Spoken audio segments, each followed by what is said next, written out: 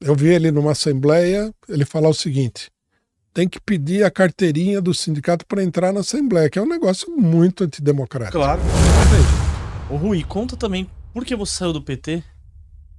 Você deu eu vi um pedaço do vídeo assim. Nós tivemos. Nós sempre fomos críticos do PT. O senhor estava na fundação do PT, não? Sim, desde o começo. Desde o começo.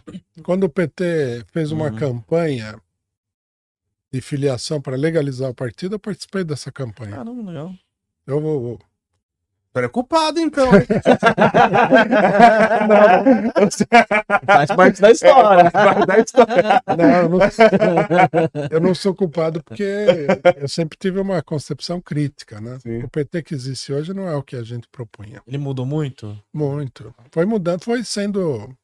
Na verdade, ele começou muito indefinido. Então, as pessoas tinham muitas expectativas.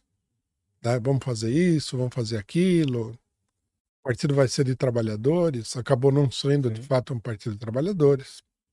O partido vai ser um partido democrático, não é democrático, e assim por diante. Nós criticamos muita coisa do PT, né? De acordo com as nossas concepções, mas criticamos de uma maneira leal. Sim, estamos criticando para ver se nós conseguimos melhorar o partido. Sim. Isso sempre incomodou, né, a direção partidária.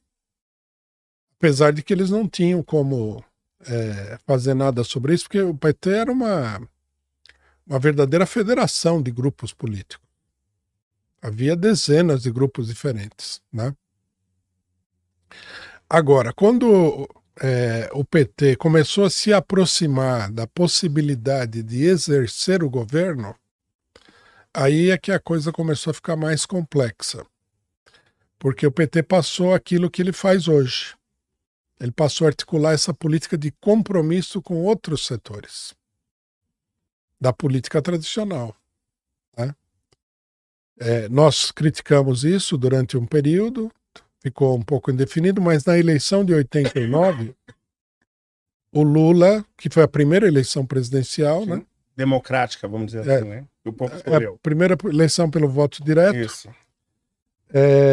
Nós propunhamos que o PT tivesse o Lula saísse candidato, tivesse um vice que fosse do movimento camponês, representativo do povo, da luta do povo, e eles escolheram um senador do PSDB, o José Paulo Bisol. Igual agora, então. Não mudou nada. Não mudou nada, igual agora. Não, essa política ela começou a ser aplicada aí. Entendi. Você vê que agora tem o Alckmin, que nós criticamos muito isso daí. Nossa, É totalmente absurdo. Essas críticas que levaram a nossa expulsão do PT. E o senhor falou que o PT mudou muito. O Lula mudou muito de lá pra cá ou ele sempre foi esse cara? O Lula é uma personagem difícil de você analisar, né? Porque não é uma personalidade, digamos assim, desconhecida. Eu já fiz a comparação aqui, muita gente acha estranha essa comparação. O Lula é como Getúlio Vargas. É o mesmo tipo político e também é o mesmo tipo social. Ele representa um setor de um nacionalismo brasileiro que é típico de países como o Brasil, né? Aí a pessoa fala, mas Getúlio Vargas, alguém falou que o Lula tá muito próximo do imperialismo. Getúlio Vargas era nacionalista. Ele foi nacionalista uma época, mas outra época ele foi a pessoa que fez aliança com os Estados Unidos na Segunda Guerra Mundial. Ele cedeu 3 bases militares no Brasil para os Estados Unidos. Olha aí. Mas sem alternativa também, né? Ou não? Hã? Você não entende que sem alternativa? Que o outro lado também, ou você fica do lado dos Estados Unidos ou fica do lado da Alemanha. Ou fica neutro, né? Ou Claro. fica neutro. A Argentina, por exemplo, não foi por esse caminho. Mas meio que acabou depois recebendo os alemães, né? Mas o governo argentino era mais simpático à Alemanha. Sim. Mas se manteve neutro durante a guerra. O Brasil poderia. O problema é o seguinte: o tipo de política que o Lula expressa, ela é socialmente fraca. porque ela não é nem a política das amplas massas trabalhadoras, não é a política da burguesia, dos capitalistas, não é a política dos capitalistas estrangeiros. Então, ele se apoia fundamentalmente na classe média, em um setor pequeno da burguesia. Sim. Então, o que acontece? Para se manter, ele fica manobrando com todas essas forças, jogando uma contra a outra, explorando as contradições, como o Vargas fazia. O Vargas jogava a Alemanha contra os Estados Unidos e os Estados Unidos contra a Alemanha, para ver se ele conseguia alguma coisa. Quando ele percebeu que a situação com a Alemanha ia ficar muito complicada, ele foi para o lado dos Estados Unidos. O que foi um erro, porque os Estados Unidos acabou derrubando o governo dele. Mas o senhor entende que o Lula, por exemplo, então, ele não mudou. Ele sempre foi essa pessoa que a gente vê hoje. Ele mudou no seguinte sentido, né? Quando o Lula começou, ele era um sindicalista, um operário, né? Sem experiência política nem nada, muito conservador, muito direitista. O Lula era direitista? Ele era não é possível, sério mesmo? É, Mas direitista em que sentido, assim, você diz? no sentido de que, por exemplo, ele no sindicato, quando teve o movimento estudantil, Sim. ele ficou totalmente contra os estudantes. Caramba! Ele falava, Assembleia de Operário não é lugar de estudante. Quer dizer, ele era contra o radicalismo político dos estudantes. Entendi.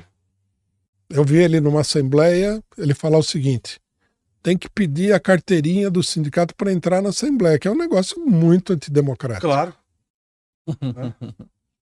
Ou seja, é só o trabalhador sindicalizado que você aceita, o trabalhador não sindicalizado, não. Você acha certo ser obrigado a ser sindicalizado? A gente não é obrigado, mas meio que você já... Se você não pegar uma fila de 500 quilômetros, todo ano é tirado o teu dinheiro e você é sindicalizado, entre aspas.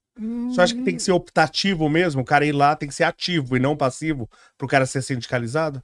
Não, eu acho que não, porque, veja só, né?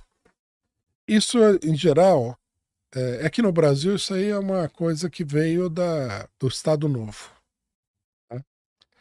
Mas, por exemplo, vamos pegar a Inglaterra, que é um país democrático. Sim. Na Inglaterra, eu não sei se continua assim até hoje a situação, mas todos os trabalhadores eram obrigados a pagar uma espécie de mensalidade para o Partido Trabalhista. A Inglaterra sempre foi muito estatal, né? Ela tem isso até hoje, fortemente até hoje. Ela foi estatal, foi bastante estatal. Um estado bem forte. Mas você veja, num país democrático, isso foi uma conquista dos trabalhadores. Não era um problema de legislação em geral. Né? Isso é até uma coisa curiosa, porque parece que a democracia, por exemplo, ela não é compatível, tá na cabeça de muita gente, com a monarquia. Então, mesmo um país monarquista, ele pode ser democrático, no seu entender. Como a Inglaterra, por exemplo, com a monarquia, tudo bem, a monarquia é daquele jeito. O problema é o seguinte, ele pode ser monárquico, mas a monarquia é uma instituição antidemocrática. Por natureza, ele é antidemocrático. Mas a Inglaterra o senhor considera democrática? Não, na Inglaterra também ela é antidemocrática. Entendi. Porque todo mundo fala, né? A monarquia na Inglaterra, a rainha reina, mas não governa. Não, mas ela tem um poder muito grande. É que ela exercita, agora é o rei, né? É que a monarquia exercita pouco esse poder. Sim. Mas, por exemplo, a monarquia britânica é ela que admite quem vai ser o primeiro-ministro. Por exemplo, você elege o primeiro-ministro. Então, todo mundo pensa assim, elegeu, ele vai ser o primeiro-ministro. Não. Vai ser o primeiro-ministro quem a monarquia convidar para ser primeiro-ministro. É que normalmente a monarquia vai convidar quem ganhou as eleições. Mas isso não é obrigatório. Entendi. Né? Então, quer dizer, é mais do que, por exemplo, o imperador Dom Pedro II no Brasil tinha com o poder moderador. Mais poder.